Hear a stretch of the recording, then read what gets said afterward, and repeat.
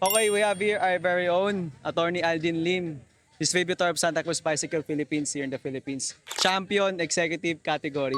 Attorney, take us to your SS1 to SS3. Kamusta ang race natin for today?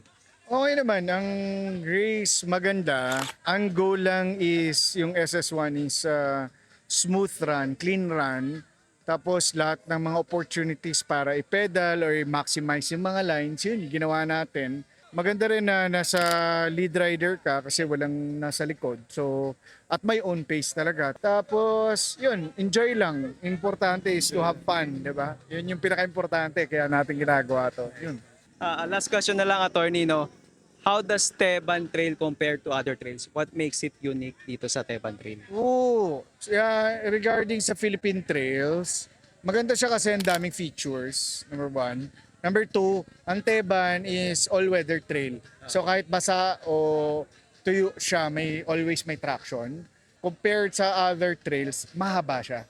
Nice. So it plays yung kailangan well-rounded rider ka dito. Hindi lang magaling ka sa skill, magaling ka sa jumps o ano, kailangan condition ka rin. Kasi malaki rin yung factor na nagpe-pedal ka. Tapos maraming sections dito na precision talaga. Kailangan makuha mo yung tamang linya, tamang speed, ganon. Tapos compared to other trails, this is a very well-organized na machine. Lalo na yung local community is very supportive.